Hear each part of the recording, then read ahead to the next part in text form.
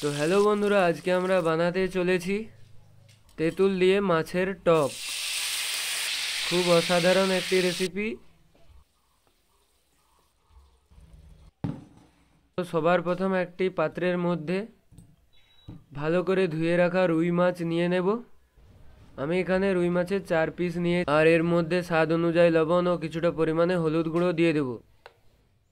দেওয়ার পর কিছুটা পরিমাণে সরষের তেল দিয়ে ভালোভাবে মিশিয়ে নেব। আর ভালোভাবে মেশানো হয়ে এলে এটিকে আধ ঘন্টার জন্য এভাবেই রেখে, আর আধ ঘন্টা পরে একটি কড়াইয়ের মধ্যে কিছুটা পরিমাণে তেল নিয়ে নেব।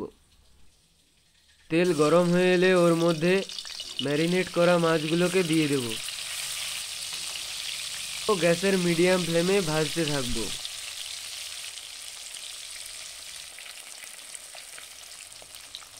তো প্রথম পাশ হয়ে এলে দ্বিতীয় পাশে আমরা পাল্টে নেব।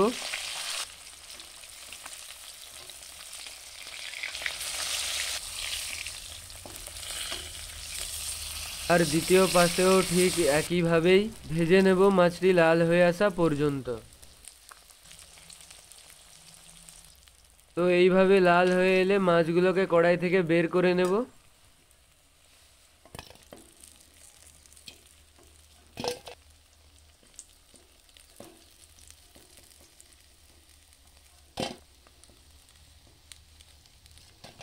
এরপরে আমরা একটি পাত্রের মধ্যে কিছুটা পরিমাণে তেঁতুল নিয়ে নিয়েছি, প্রায় 30 থেকে 40 গ্রামের মতো।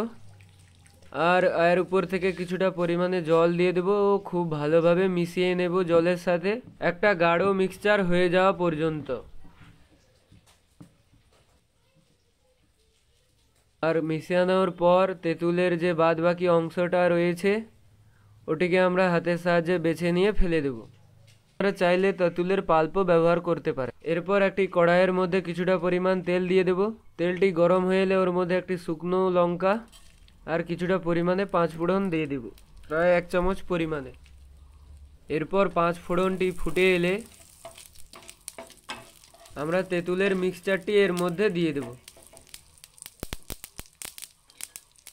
ও এরই সাথে কিছুটা পরিমাণে জলও দিয়ে দেব।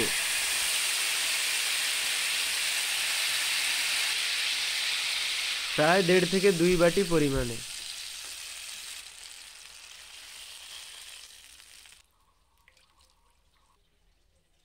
তো এরপরে আমরা ফুটে আসার অপেক্ষায় থাকব। আর এইরকম ভাবে ফুটে এলে এর মধ্যে স্বাদ অনুযায়ী লবণ ও কিছুটা পরিমাণে হলুদ গুঁড়ো দিয়ে দেবো, আর এরই সাথে 2টো কাঁচা লঙ্কাও দিয়ে দেব। দেওয়ার পর খুব ভালোভাবে মিশিয়ে নেব। মিশিয়ে নেওয়ার পর ভেজে থাকা মাছগুলোকে এর মধ্যে দিয়ে দেব, আর গ্যাসের মিডিয়াম ফ্লেমে এটিকে 5 মিনিট পর্যন্ত এভাবেই সেদ্ধ করে নেব। আর এরপরে এটিকে সার্ভ করে নেব। আমার এই ভিডিওটি যদি আপনাদের ভালো লেগে থাকে তাহলে আমার চ্যানেলটিকে অবশ্যই সাবস্ক্রাইব করে দিবেন। আমার ভিডিও পুরো দেখার জন্য ধন্যবাদ।